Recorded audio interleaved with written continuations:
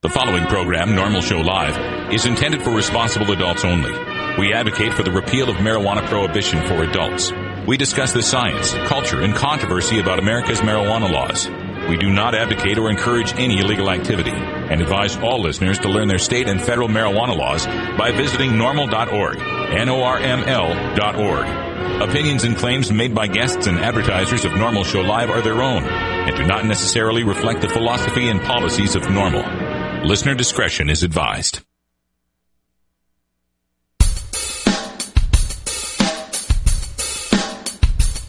You take a seed, you plant it, you grow it, you dry it, you roll it, you smoke it.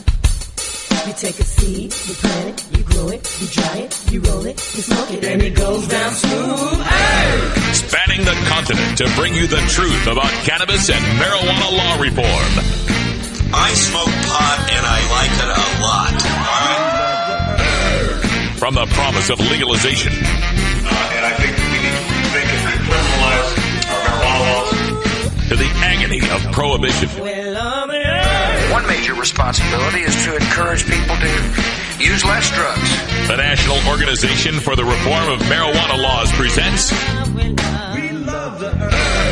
NORML Show Live, Marijuana Nation. Now, here's your host, NORML's Outreach Coordinator,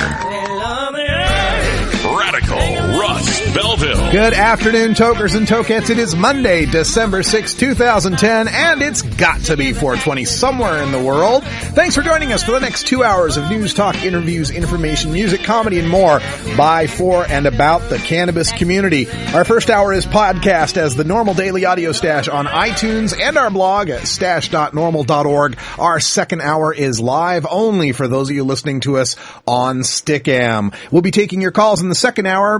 Before we get to all of that, let's introduce everyone in the studio. First of all, Ganja John. My mouse just died on me. The mouse died? I don't know what we're going to do. A mouse killer. I'll see if the trackpad will work there. Oh, yeah, duh.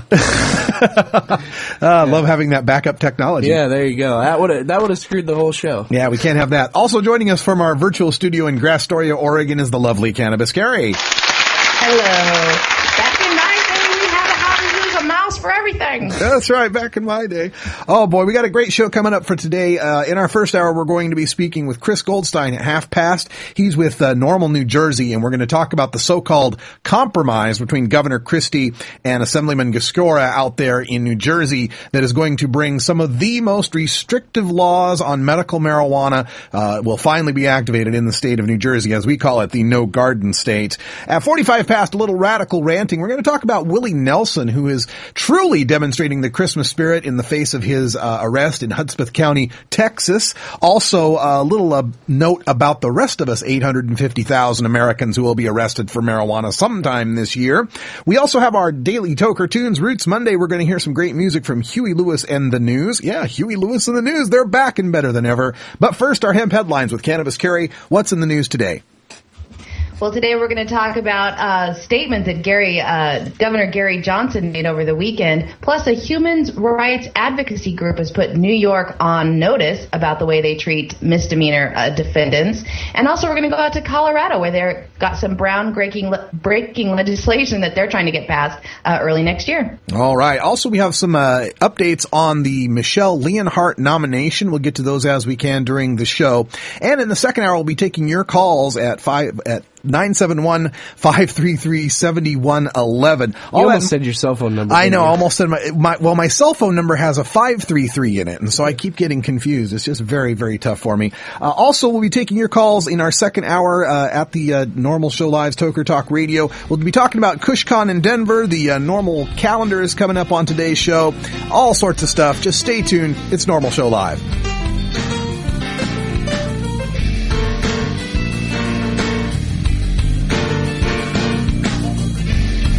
You're listening to NORML Show Live, the voice of the marijuana nation.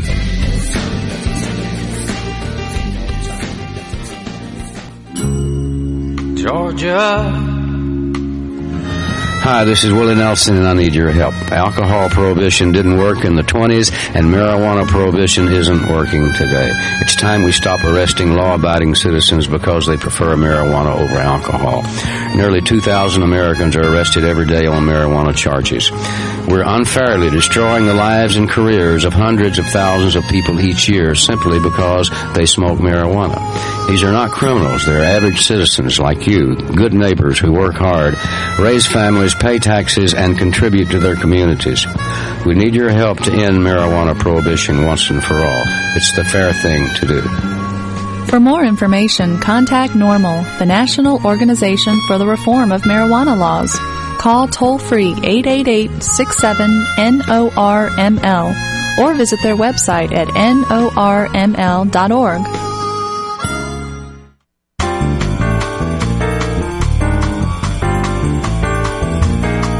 Medical marijuana, industrial hemp, consumer cannabis.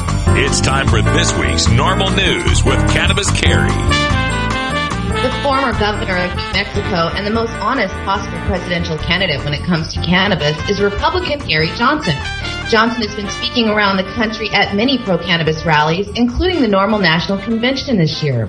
He has often said publicly that he doesn't smoke marijuana, but that he has smoked marijuana. But this weekend, in an interview to the Weekly Standard, a political magazine and blog, Johnson admitted publicly for the first time that he smoked marijuana more recently than his youth. The governor of New Mexico from 1994 to 2002 said that he smoked marijuana regularly from 2005 to 2008 for medicinal purposes. He told the interviewer that it wasn't information that he usually volunteered, but that reporter John McCormick was the first person to actually ask him a direct question about it. He said that it was just luck that he hadn't been arrested. Back in 2005, Johnson was injured badly in a paragliding accident in Hawaii, where his sails got caught in a tree, causing a 50-foot fall to the ground. He suffered multiple bone fractures, including a burst fracture to his T12 vertebrae. He said that treatment for the worst pain he had ever felt included smoking marijuana. Quote, rather than using painkillers, which I have used on occasion before, I did smoke pot as a result of having my broken my back, blowing out both of my knees, breaking ribs, really taking about 3 years to recover. He explained that he had experience with painkillers once before that caused him to suffer nasty side effects, and the pain of withdrawing from the pills was unbearable. Ex-Governor Gary Johnson is just one of the many in a growing field of candidates pursuing an eventual presidential run, and his main platform is fiscal conservatism. But it is his belief that the prohibition of cannabis must end is what is getting him the most press. It remains to be seen if this admission of such a recent crime in the state of New Mexico will become a frequent interview question for the political candidate, but he will no doubt be asked some follow-up questions in future interviews. That's really interesting. Now, of course, New Mexico does have a medical marijuana program, but the story doesn't mention him going through the medical marijuana program in New Mexico, does it, Carrie?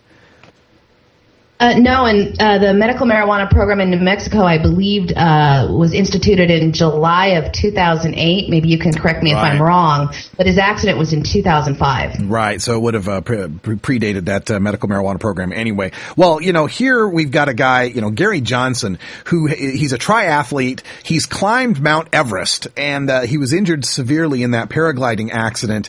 It's not as if he's just some guy looking to get high, right? And I think that the press and the public will generally give him a pass on this, as they can see how it would definitely be a legitimate medical use. Also, I like what he's saying here about the painkillers that he's taken in the past as well, that he has had experience with those, but those had some nasty side effects, so he used the cannabis instead. What I like about this story is that he's going to get a pass on this because of it being an obvious medical condition, and obviously him being such an athlete and such an active person. But this will also open the door for people to have a better understanding about everyone's medical use of cannabis for pain relief.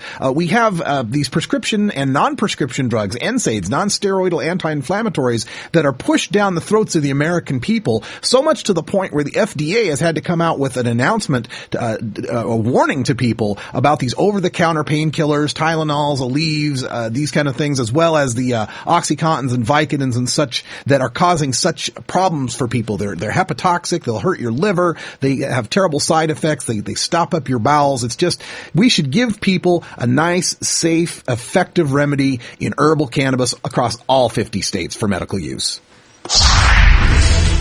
And Human Rights Watch, one of the world's leading independent advocacy groups dedicated to ending human rights violations, has just released a new report that shows a majority of New Yorkers arrested for misdemeanor offenses, such as smoking marijuana in public, can end up spending weeks in jail because of the inability to afford bail. The group that most often focuses on abuses abroad studied data on non-felony cases in New York City. Most bails set for people arrested for non-felonies, like jumping a subway turnstile or consuming or displaying cannabis in public, is set at $1,000. The group found that 87% of the defendants in cases where the bail was set at $1,000 for a misdemeanor did not post bail and went to jail to await trial.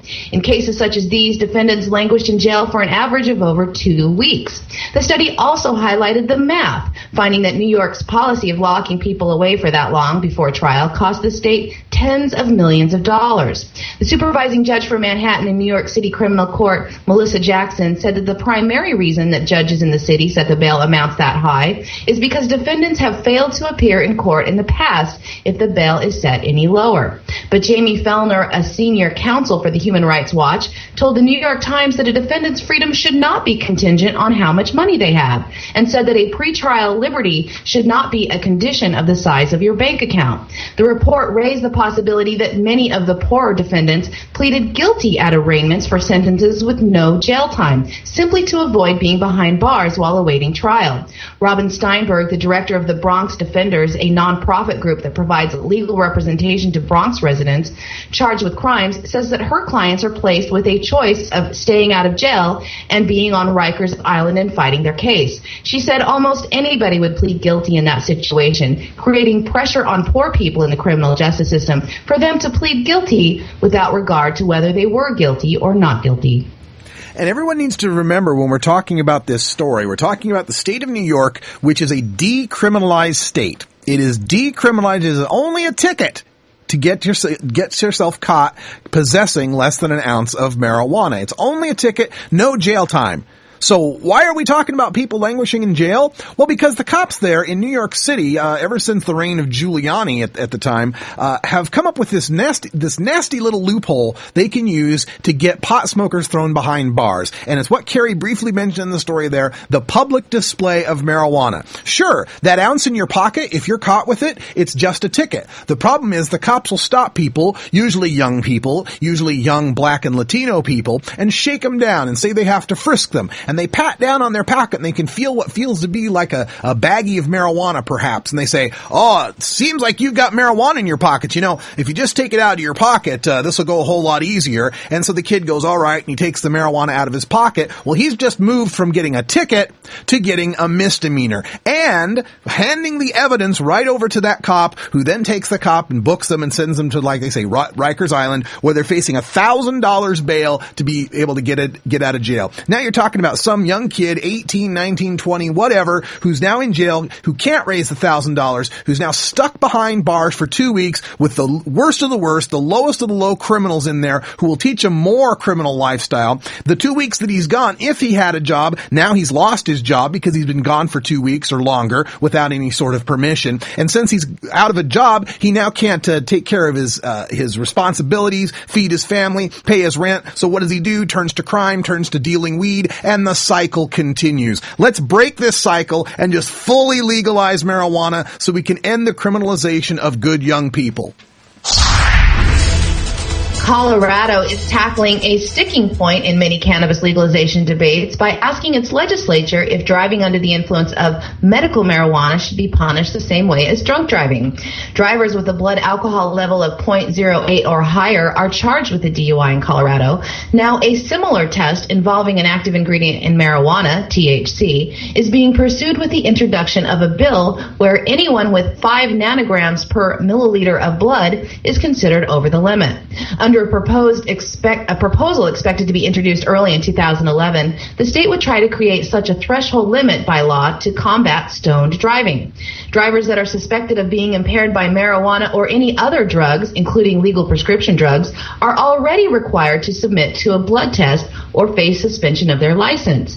The new proposal would set a standard by which law enforcement would presume a driver is under the influence of marijuana to the point of impairment.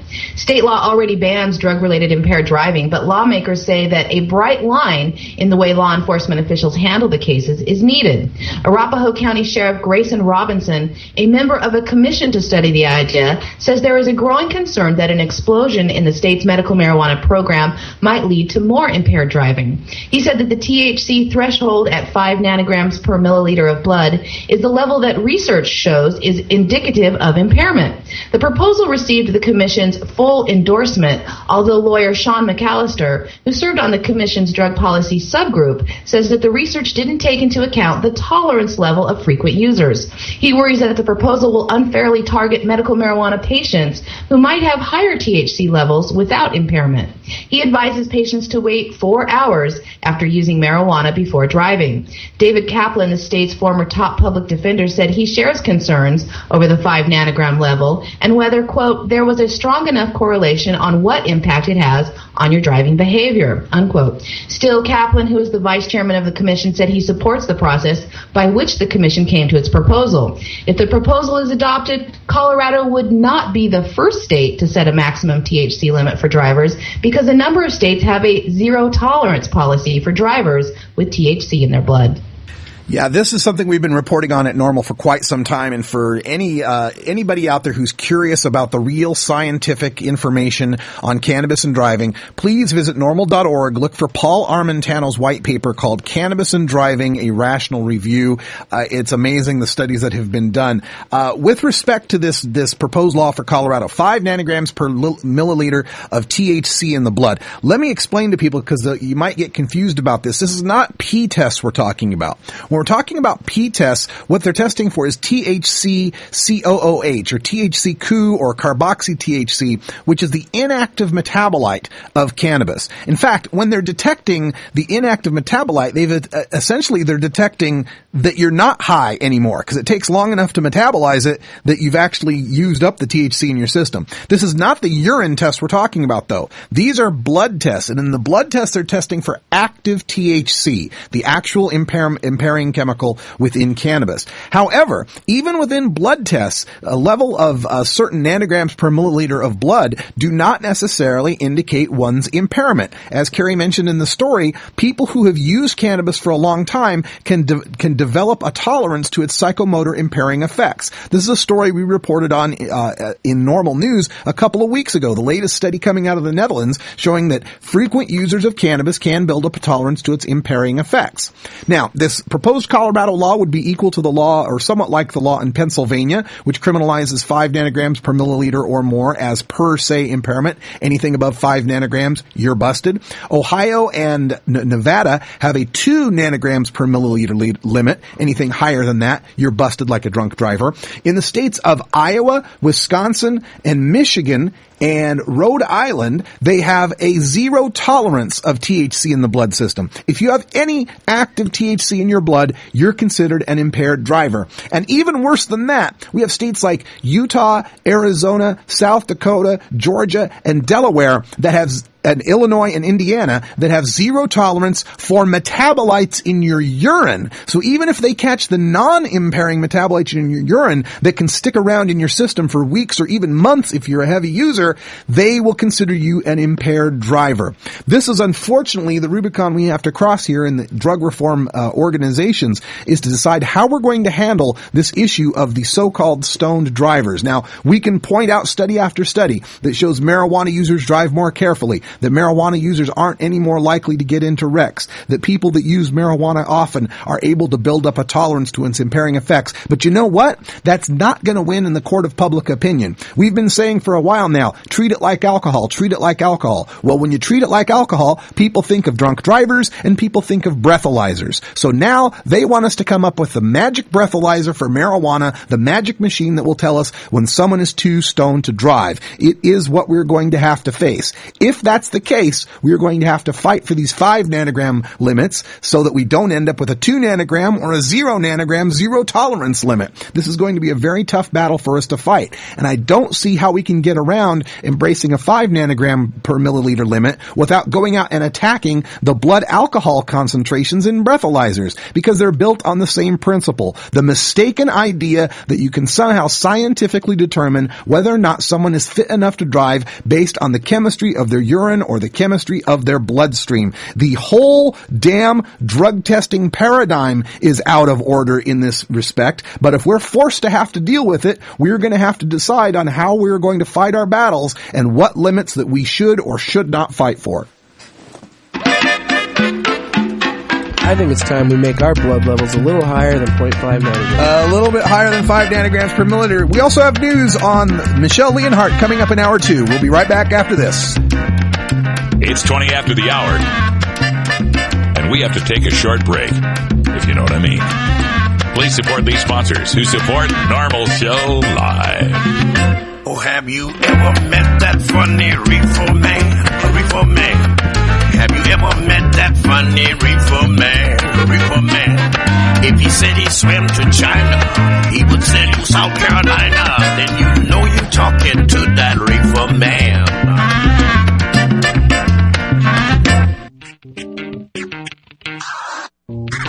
76% of Americans no longer support arresting and jailing marijuana smokers, and nearly as many support the medical patients having access to medical marijuana. And over 80% of our citizens now believe the war on drugs is an ineffective failure. So the question is, when will the government's misguided war on adult marijuana smokers finally end? When? Simple.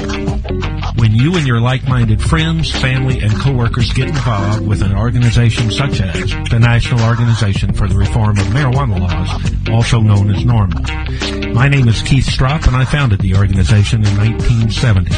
Contact us at NORML, toll-free, 888-67-NORML, or by visiting the organization's up-to-date webpage at www.norml.org.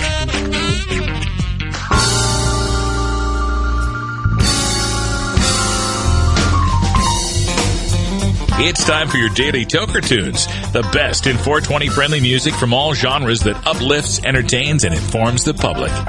Today we bring you tunes for Roots Monday, our celebration of the music that evolved into the popular modern music of today. We pick the best of blues, country, folk, and jazz with a 420 feel and serve it up for you every Monday. Brought to you by Cannabis Carry in Astoria, Oregon, and CannabisFantastic.com. If you'd like to submit your song to be played on NORML Show Live, send it to us at stash@norml.org. Now here's some more great independent marijuana music for today's Daily Toker Tunes. Welcome back, everyone. Start of a brand new week. We go back to the roots here, and you're talking roots. I guess you're talking my roots. 1985, Huey Lewis and the News had their big album, Sports, and they're back here on NORML Show Live's Toker Talk Radio. Carrie, tell us all about it. How did we end up with Huey Lewis? Well, just a weekend of perusing the internet to see what pod-safe music was out there. But if you were at least a teenager in the 1980s, you will be relieved to know that Huey Lewis is, in fact, still alive and making music with his band, The News. Their brand new album, Soulsville, marks the band's first studio album in 9 years. Released in October of this year, it is a cover album of classic blues and soul music. Most of it's pretty obscure, but all of it blends very well with their signature sound. Now, it's been 26 years since Huey Lewis was best known for his hit song, I Want a New Drug, but only 2 years ago it was Huey Lewis and his band that wrote and recorded the theme song for the 2008 mega ganja movie Pineapple Express. Along with band members Steph Burns, Joni Beaumont, and Rob Sudduth, Lewis set out to solidify their style that once sounded so 80s, but now defines them as the ambassadors of vintage rock that they've always meant to be. So please enjoy today's tune. It's a cover from a Rufus Thomas hit, Little Sally Walker. All right, Little Sally Walker, Huey Lewis, and the News. In an hour or two, we'll tell you why Ganja John doesn't like them. This is Huey Lewis.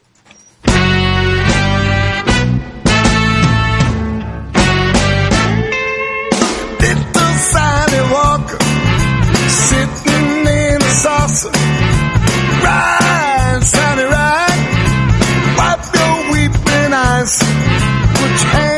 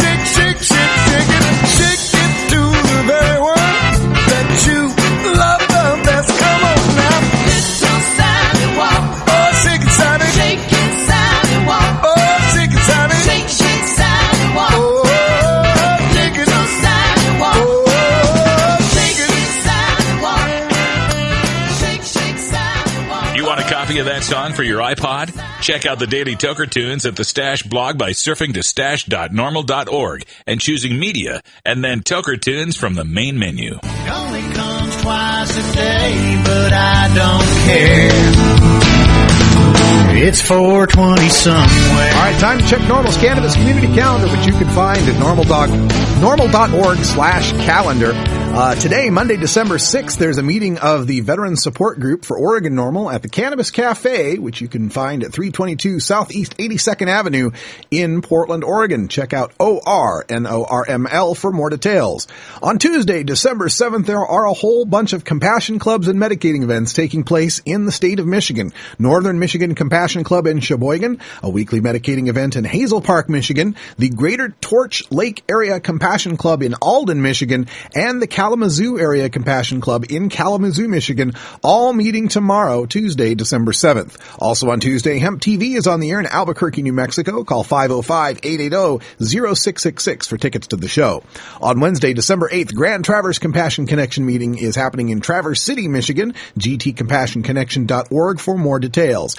Then coming up this weekend, a lot of great holiday events taking place. Cleveland NORML is having their holiday fundraiser at the Garage Bar.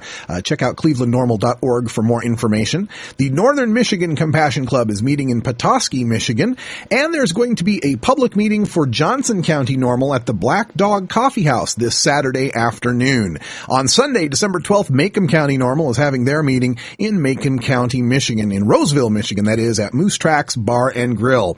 And looking forward also to the following weekend, on December 18th, the Oregon Medical Cannabis Awards takes place in Portland, Oregon. The best medical cannabis strains in the state, judged by patients. Check that out at ornorml.org.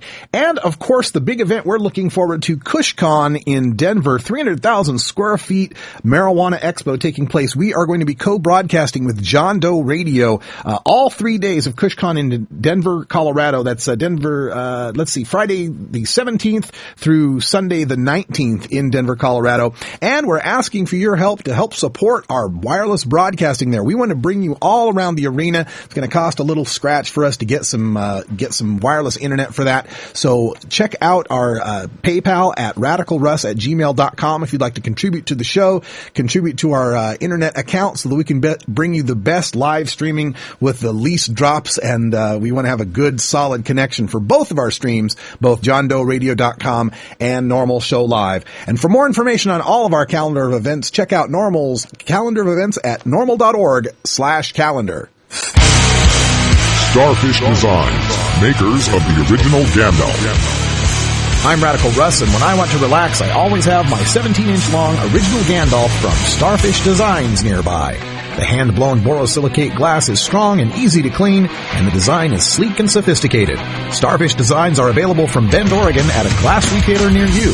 For locations, call 541-788-GLASS. That's 541-788-4527.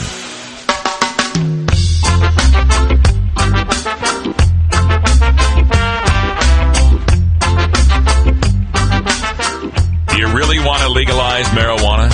Prove it. Join NORML today at NORML.org, and your donation will help us spread the growing truth about cannabis. Free speech ain't free, you know. Free the ganja tree, it's the healing of the nation. Free the Cali weed, good for meditation. Free the pot smokers, they read not the lie. Lighting up the chalice, they keep no malice. Free the marijuana, come on, say. Free the marijuana, hear me, say. Free the marijuana, come on, say. Free the marijuana, legalize it.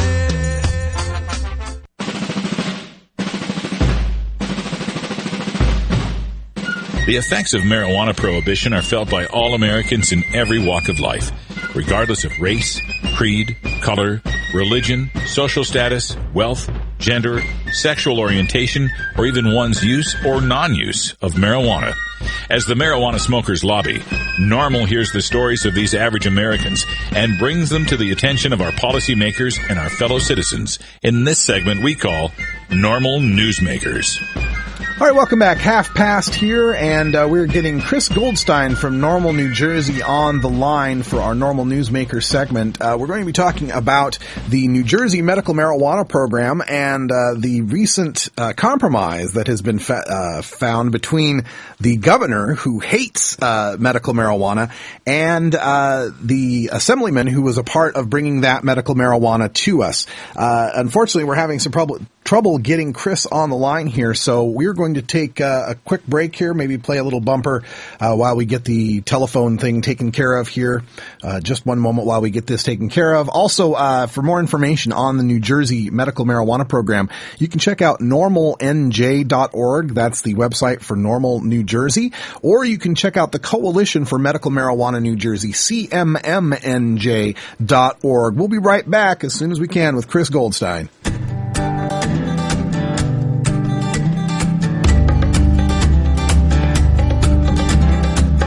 Support legalizing and taxing marijuana use. I think it's time for debate. Normal Show Live. And I think that we ought to study very carefully on what other countries are doing that have legalized marijuana and other drugs. Marijuana Nation. I saw him hanging there afterwards, a celebration party after the Mr. Olympia smoking a joint. Did he really smoke a joint? And did he in fact inhale? Saying I'm in need of a change. I'm in need of a change. See, I used to get high. Sean said that you and him used to smoke weed together. He was right. He was right? We always had a good time. We know how to enjoy ourselves. Nothing to lose. Now I can't get high. Can't get high. Come on, Cohagen, you got what you want. Give these people air. Days come to pass and the nights tend to last much longer than they should. I'll be back. See, I used to get high. At the end of the day, I used to get high. That time ticking away, and I used to get high. Nothing to lose, now I can't get high. Can't get high. And you see, I wrote 1,000 words today. Still couldn't be the Michael Phelps, Olympic superstar, 14 gold medals, world record holder.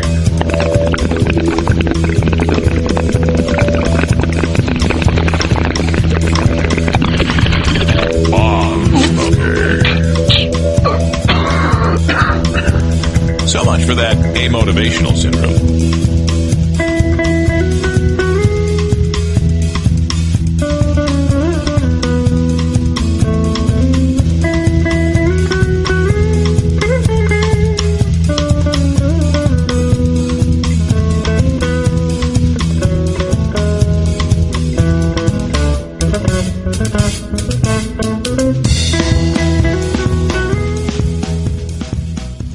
All right, we're back 34 after the hour, and we are joined by telephone with Chris Goldstein from Normal, New Jersey. Chris, how you doing? I'm doing great. Ready to speak with you today. Thanks for having me on. Hey, we're glad to have you here, and we wanted to talk about the governor there, Governor Christie, because he proposed all sorts of terrible rules for the New Jersey medical marijuana program, and it looked like as if the assemblyman and the senator who were original sponsors of this bill were going to fight him on that, but now they've come to some sort of compromise. Can you give us the behind the scenes? What's going on with this compromise? We lost him. Oh, my goodness. I think we've lost Chris on the line now. We'll try and call him back here. All right, let's mute that Skype channel, and we'll just try a redial here. Don't know why that's happening, but we'll just call everyone back. Sorry, folks, for the problems here with the Skype connection. We're trying to get a hold of Chris Goldstein from Normal, New Jersey, and he's calling into us. Okay, we got him called back here. Chris, we're back on the line with you. Sorry about that drop. All right. Yeah, sorry. Talking about the governor and his restrictions, huh? Yeah, and I just wanted to, it seemed to me that we were originally going to have the assemblyman and the senator who proposed the bill were going to fight him on this, but now they've come to some sort of compromise. What's the backroom deal we don't know about here? Well, see, that's the funny part, is that the Senator Scutari and Assemblyman Gutierrez had authored this resolution that was moving pretty steadily through the legislature. It had passed through Assembly and Senate committees. The Assembly then passed it in a floor vote, and that's what kind of has everybody scratching their head here. Even Senator Scuteri was not aware of this backroom deal. And I have to say, we were preparing for public hearings in Trenton with the Department of Health and Senior Services, and even they seemed unaware of this backroom deal. So it looks like Chris Christie and one Assemblyman, Assemblyman Reed Gusciora of Princeton, New Jersey, he's a Democrat and he was also one of the sponsors of the law originally, have gone behind the scenes and cut and announced this deal. Now, we haven't even really seen the details of the so-called compromise, but I'll tell you, Russ, it's not a compromise at all. I mean, I guess only in New Jersey would it be considered a compromise to actually follow some of the language of the law, but that's basically what they've done.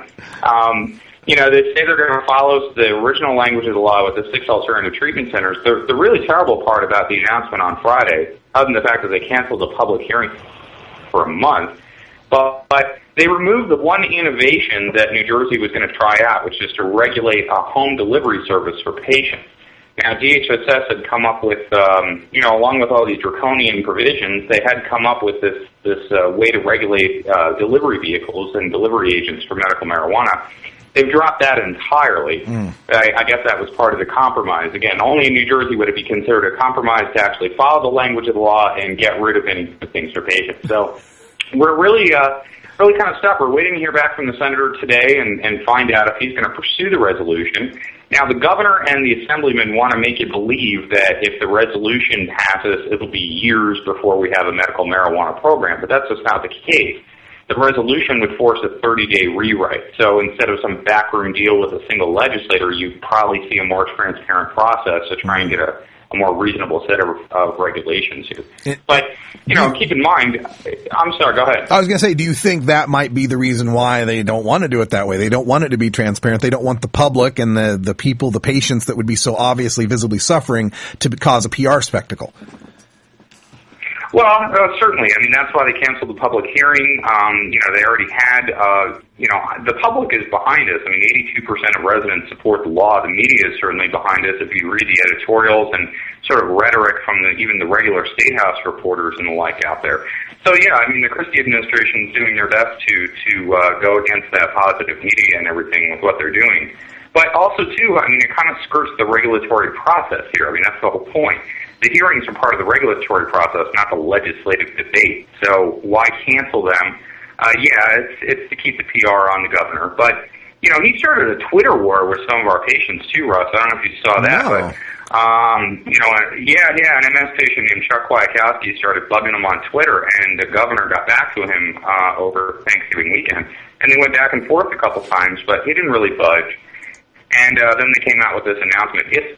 It's really unfortunate, I have to say, to see Assemblyman Gusciora do this again, but it's not like this is new stuff. This summer, it was Assemblyman Gusciora and Chris Christie who were trying to sell monopoly production rights to Rutgers University.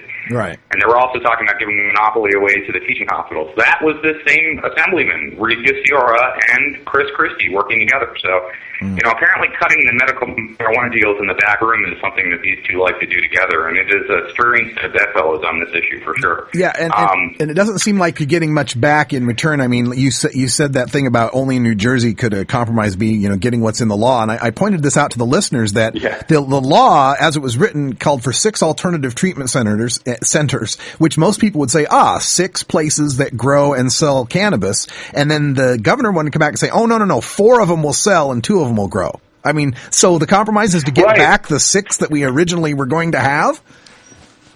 Right, and have no way to deliver it at home. So, like, the entire station population is going to have to go in person to 6 centers around the state.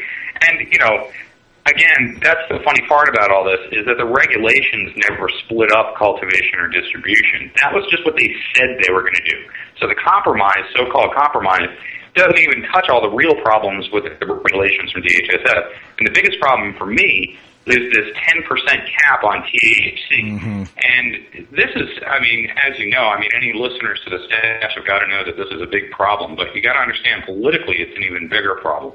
If New Jersey's State Department of Health starts regulating the cannabinoid content of marijuana and the medical marijuana in the state, Future states might do it. States that already have medical marijuana might want to experiment with that, and really there's no scientific basis for it.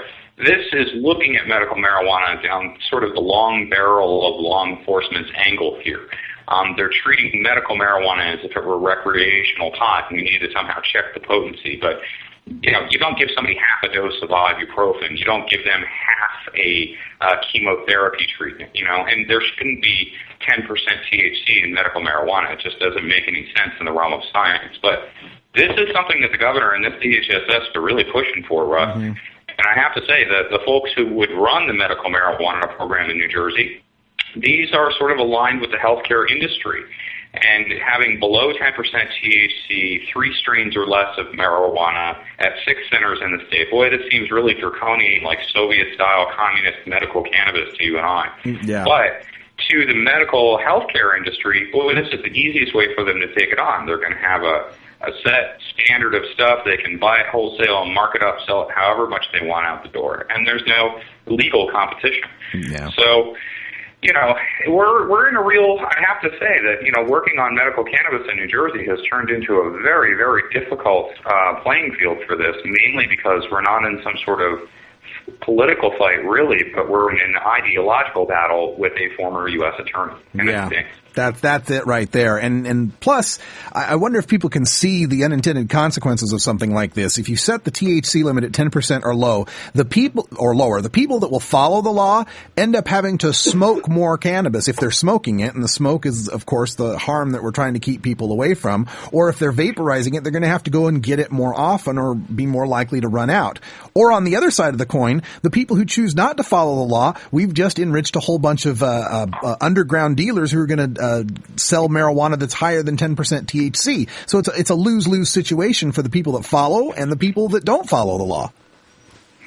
Well, absolutely, too. And remember that New Jersey's, the other strange restrictions that are happening here in New Jersey, Russ, are the fact that the Alternative Treatment Center can only sell raw plant material, topical preparations, and that's pretty much it.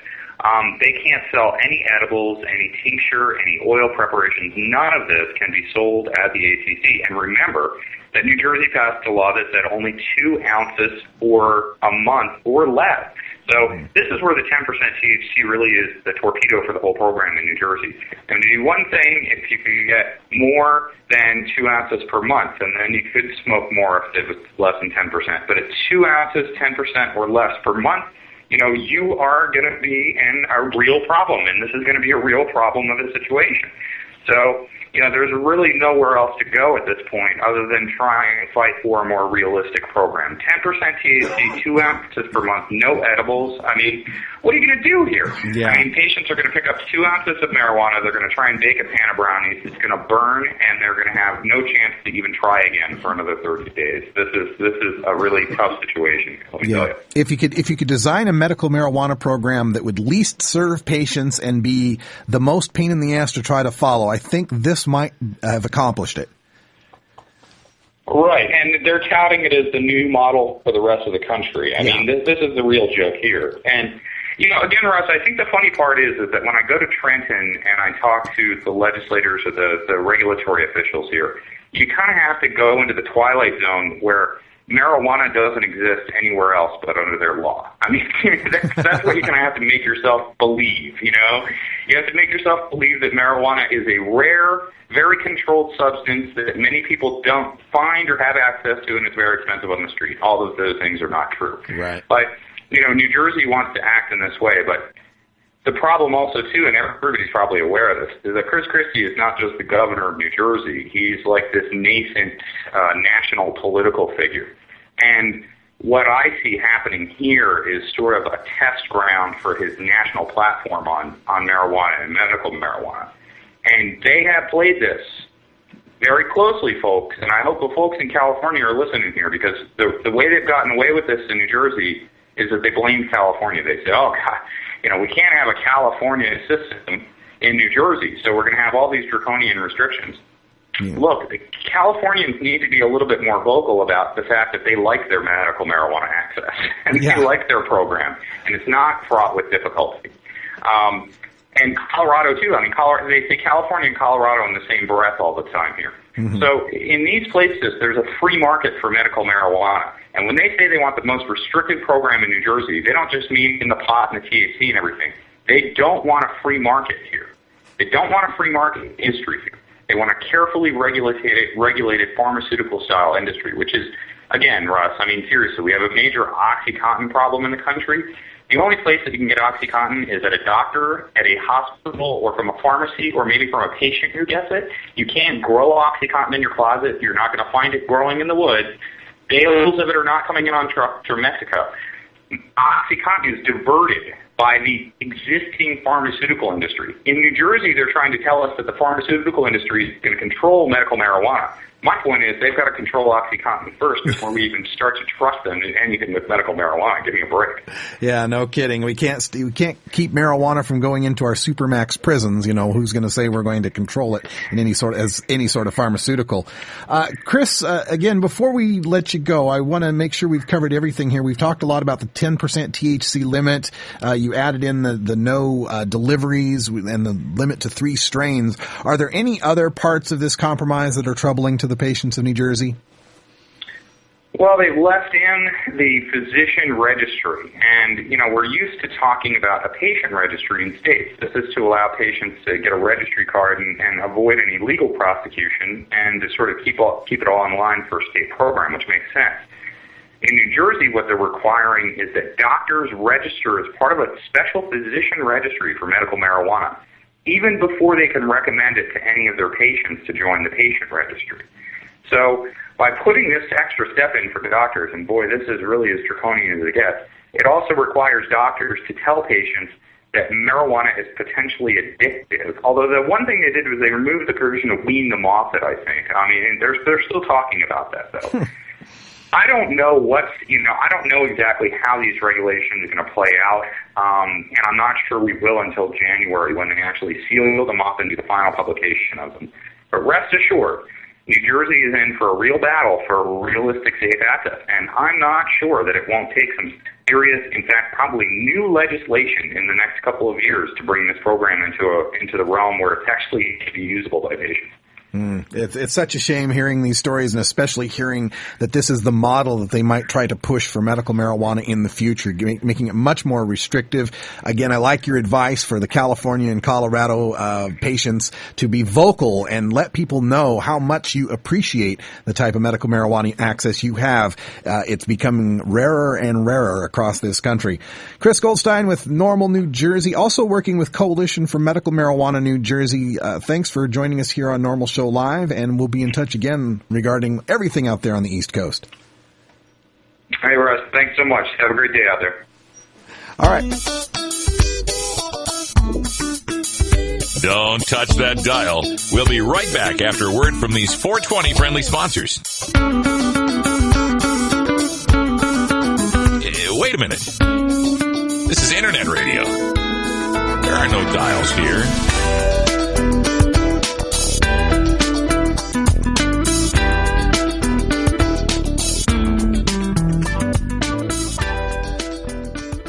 Ever wonder how often to change your bong water? The most effective method for baking pot brownies? The best destinations for a ganja getaway? How to hide herb in your car? Whether to grow your own? How precisely to legalize it? Or how something as wonderful as marijuana ever got to be illegal in the first place? Finally, you can find all these answers and much more in the official High Times Pot Smoker's Handbook, featuring 420 things to do when you're stoned. Since 1974, High Times Magazine has covered marijuana in all its aspects and wonders, from cultivation to legalization to the herb's enduring and exalted place in popular culture. Packed with inside information, the official High Times Pot Smoker's Handbook rolls all of this collected wisdom together into a single indispensable ganja guide, including an entertaining look at marijuana's history, profiles of herb-friendly travel destinations and festivals, favorite potluck recipes from the High Times staff, smoking skills, advocacy and activism, essential marijuana movies and songs, profiles of famous cannabis strains, comprehensive growing information, celebrity endorsements, and much more. This is truly, finally, the ultimate guide to green living. You want answers? I'm as mad as hell, and I'm not going to take this anymore. You want answers? You have offended my family. I think I'm entitled. You want answers? I want the truth. And you have offended Shaolin Temple. You can't handle the truth. Surely you can't be serious. I am serious. And don't call me Shirley. Radical Rant. Welcome back, everyone. 50 after the hour, and Ganja John, remind me, this strain, no good for pre-show. Terrible for pre-show. Hey, wanted to give you an update on Willie Nelson, the redheaded stranger, 77-year-old country music and acting legend. We reported about his bust as it happened in Hudspeth County. This is Sierra Blanca, Texas, 30 miles away from the border by the Border Patrol. They busted 77-year-old Willie Nelson and his tour bus because they opened the tour bus door and they smelled a whiff of weed, and they found him with what at the time they said was 6 ounces of weed, but now apparently is only a misdemeanor amount of weed. Interesting how some of that weed just disappeared between arrest and after all the PR. But anyway, misdemeanor, good. We're glad Willie's not going to be in trouble here. But I wanted to point out something from Willie Nelson's website to just show you the kind of heart that we cannabis consumers have. Remember, we're talking about Hudspeth County in Sierra Blanca, Texas. This is posted just this weekend at willienelson.com, and it says, Hudspeth County Sheriff's Office every year takes donations to buy gifts for our school kids. We would greatly appreciate your support. Hudspeth County Sheriff's Office, P.O. Box 39, Sierra Blanca, Texas, 79851. Make your donation in the Willie Nelson name so that they know how much we support Willie. That is so beautiful. We're going to get toys and funds donated for kids' toys in the county for the sheriff who busted Willie Nelson. Talk about turn the other cheek. Talk about let not mankind bogart love. That's just a beautiful thing. Thank you, Willie Nelson, for doing that and making us cannabis consumers look so good. I was checking out the report on this on Willie Nelson arrest here in Rolling Stone. And in Rolling Stone magazine, they point out how the sheriff there was kind of surprised at all the fuss. Chief Deputy Mike Doyle of Hudspeth County Sheriff's Department told Rolling Stone, quote, "For what it's worth, we appreciate the mention and we're glad to take any donations for the children of Hudspeth County. We think that's pretty good." Doyle was at the sheriff's office when Nelson was booked and said he was surprised by the remarkable media response. Really? Surprised that there'd be media response to a marijuana bust of Willie Nelson? Really? Surprised? He says, quote, "He had a little bag of marijuana and I would never have dreamed of the coverage it got. Nonetheless, we've got a job to do and we've got to do what we've got to do. We handled it as easily as we could and still do our job. The man's what, 77 years old? What are we going to do to him? He was very cooperative and nice and pleasant to be around," end quote. Okay, we got to do our job, We hear this from cops all the time. We don't make the laws, we just enforce them. And yet anytime a medical marijuana law comes up, the cops are in there testifying against it. But never mind, they don't make the laws, right? They just enforce them. But he says he's got to do our job. And, you know, cops across this country are doing their job every day busting marijuana consumers. Over 850,000 of us will be arrested every year on marijuana charges, with 89% of those arrests, about 750,000 of them, being for possession alone, okay? Mostly misdemeanors, mostly less than misdemeanors in some states, talking ticketing offenses in some cases, and only, again, 10 to 11% for any sort of sales or growing. And remember, when we're talking about the growing offenses, that also counts the people who are personally growing, never giving to anyone else, never selling to anyone else, and all the people that are using it medically. Those are also counted in those 850,000 marijuana arrests. Now, Willie Nelson is charged with a Class A misdemeanor, which is a maximum penalty of 1 year and a $4,000 fine. Now, that's up to, again, the district attorneys there and all the lawyers to prosecute that, the prosecuting attorneys to prosecute that. And I'm willing to bet there's going to be some sort of plea deal that makes sure that Willie Nelson, at 77 years old, doesn't end up doing time. But for the other 850,000 of us that are arrested on marijuana offenses, we don't get that kind of treatment. We don't get those kind of breaks that Willie Nelson is going to get. And I'm not suggesting in any way that Willie Nelson shouldn't get a break, but we should all get that break. There shouldn't be a break to be had. Marijuana should just be legal for us to use and possess and grow in the first place. 850,000 marijuana arrests every year. And as we talked about in the news today, the Human Rights Watch came out with their study of New York City pot possession arrests. Mere possession arrests of less than an ounce of marijuana in a state that has decriminalized the possession of marijuana. People are going to jail and because they can't afford $1,000 bail, they are spending 2 weeks or more in jail. For all those people spending time in jail, we have all the jobs that they lose because their employer doesn't look too kindly at them taking an unannounced 2-week break because they got popped with pot. How about the people that lose their jobs from drug testing? How about the people that lose their kids in some sort of custody hearing with a bitter ex-spouse who brings up their marijuana use as a reason to declare someone an unfit parent? How about all the civil asset forfeitures that take place? You know, they're not going to take Willie Nelson's bus, the Honeysuckle Rose, but they could take all sorts of property from Willie Nelson if they really wanted to. The horror of civil asset forfeiture means that your property is charged with a crime, even if you were never charged with a crime. And you have to go defend your property in court to prove that it's innocent because it's guilty until proven innocent by you. They take your property away from you just in the name of the war on drugs, on some crazy theory that you may have purchased your boat or your house or your big screen TV from the proceeds of illegally dealt marijuana. We have people that are going in for organ transplants who lose their organ transplant because of their marijuana use, because of the testing for marijuana. We have people that are underemployed or unemployed because of the testing for marijuana, or maybe they've lost their jobs because of the use of marijuana. 850,000 people arrested this year for marijuana. Some of those people will be people that are convicted of their third strike, or people that are caught violating their probation because they're using marijuana and put back into prison where they can't contribute to society, where they can be taught more of the criminal arts, where they can have less of a chance of rejoining our active society when they finally get out of prison.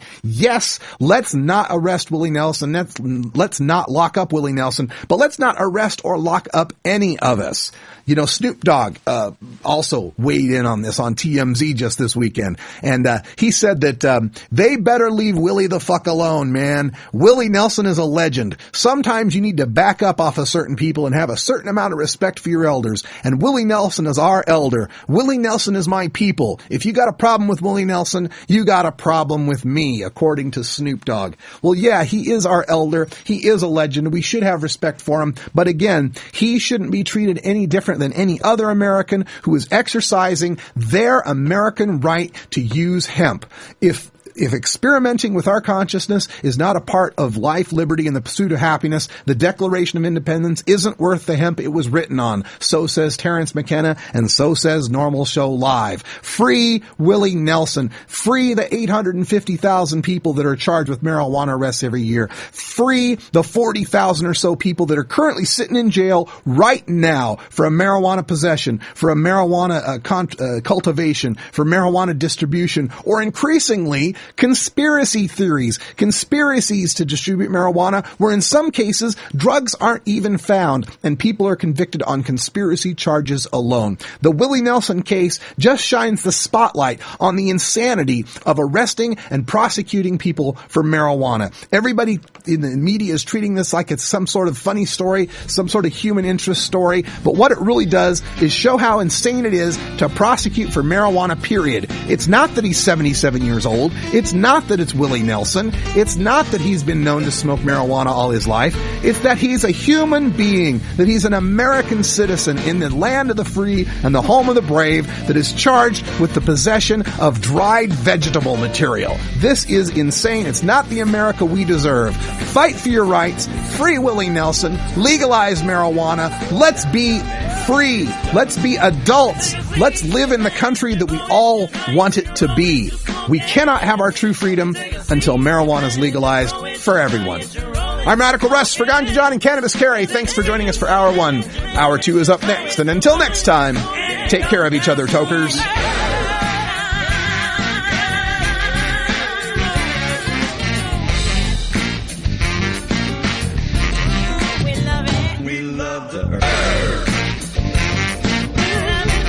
This is NORML Show Live, the voice of the marijuana nation. Take it out one more time. You take a seed, you plant it, you grow it, you dry it, you roll it, you smoke it. You take a seed, you plant it, you grow it, you dry it, you roll it, you smoke it. You take a seed, you plant it, you grow it, you dry it, you roll it, you smoke it, and it goes down smooth.